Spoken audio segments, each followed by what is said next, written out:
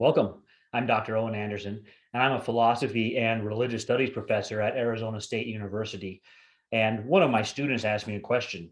They said, "What is the devil? What does he believe about God?" It seems like the way it's set up, the devil would know he's going to lose. So why would he continue?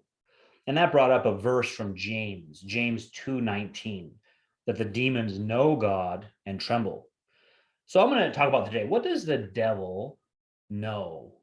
And we're at Arizona State University, so you might know we're called the Sun Devils, and we've got this fellow here, Sparky.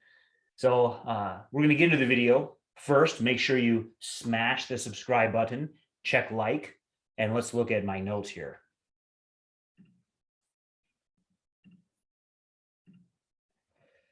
So James 2:19, you believe there's one God, you do well. Even the demons believe and tremble.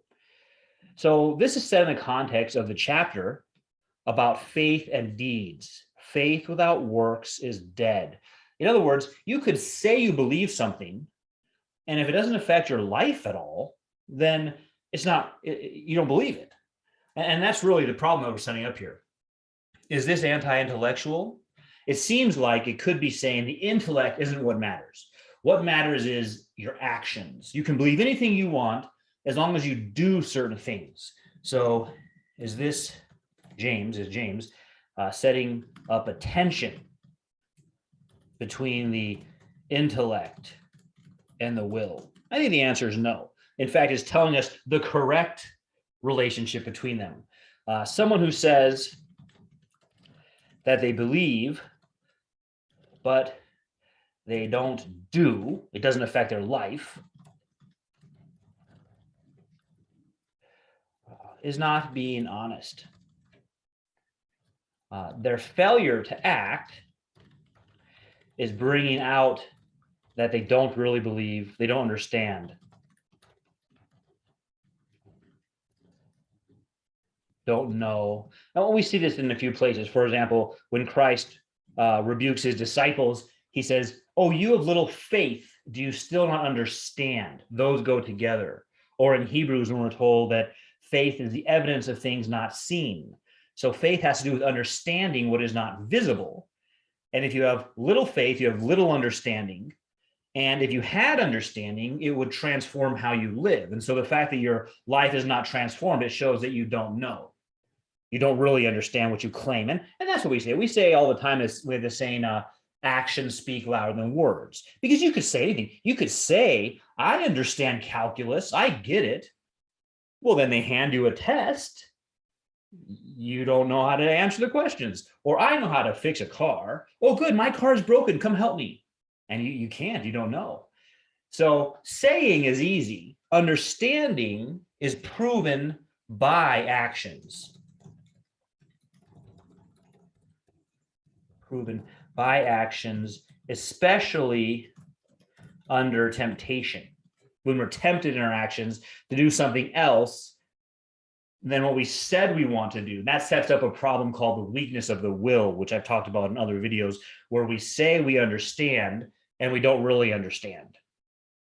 And so we tend to blame our will and say, "Oh yeah, it's my will's fault. I understand, but I just can't do it." But what the temptation is revealing is we don't understand.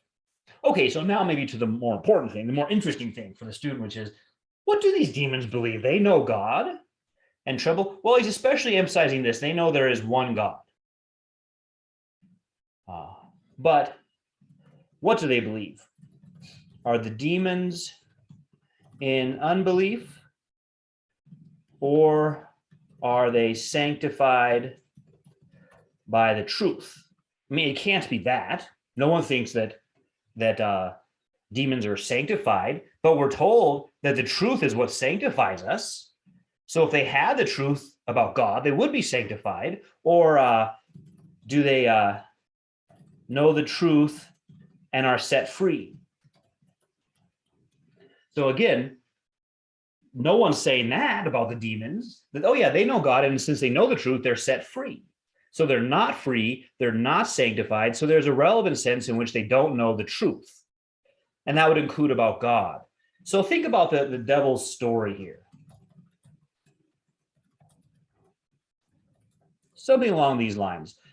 God might be infinite in power, but that just means he can force us to do what he wants.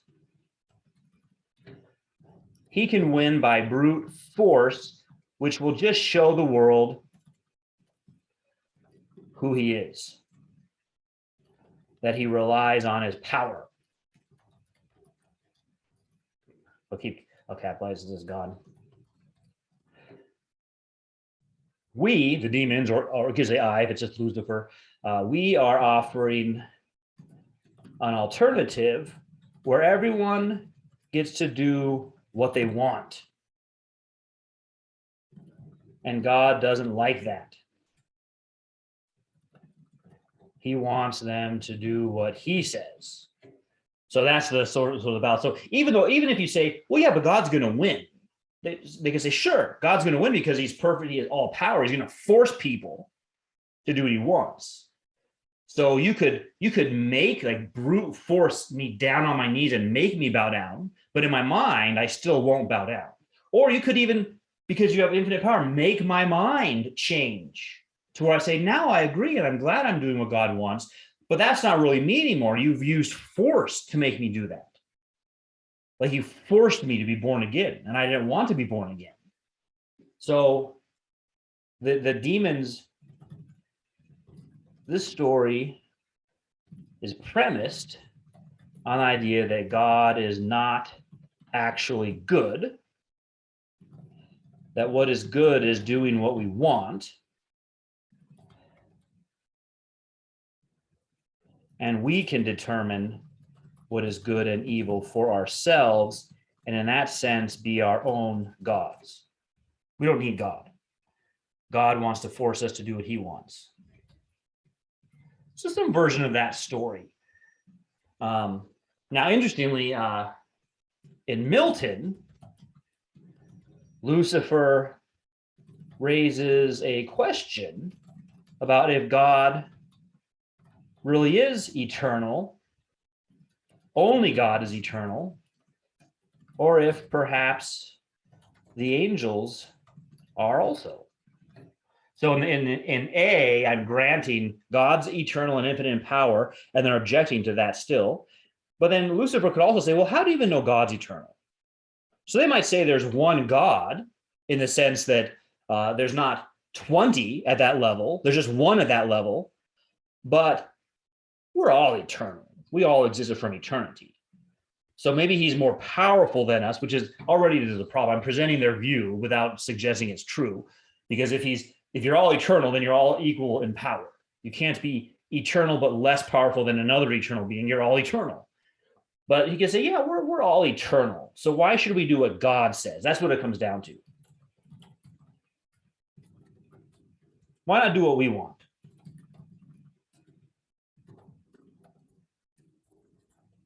So you can see a common theme in A and B. Do what you want. The whole of the law. And insofar as that's what they're saying, do what you want is the whole of the law. And that's what he's arguing, whether by saying only God is eternal is not true, we're all eternal, or saying, sure, God could force us to do it, but that just means he's winning by brute force, not because he's actually good.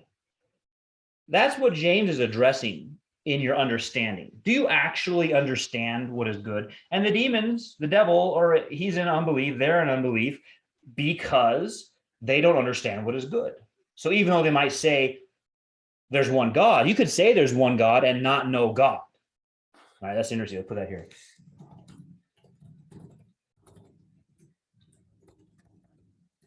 And not know God. What should we know? We should know what is good.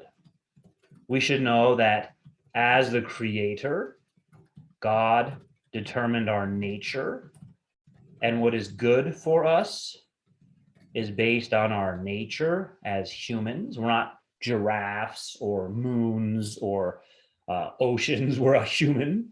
So what is it to be a human? God's the one who determined that. So what I want may or may not be according to my nature. I don't determine my nature. I found myself existing.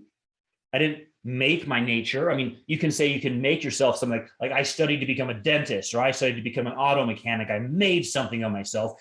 But no, you found yourself existing with those talents that you utilized to go into that job. You didn't create them ex nihilo. Only God does that.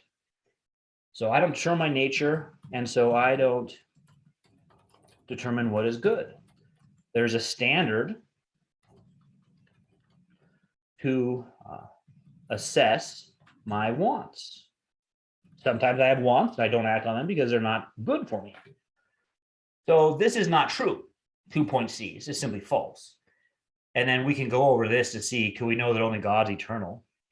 But just like 2.C is false, 2.A is false too. God's not winning because of brute force. God's winning by the, so to speak, winning by God is the one,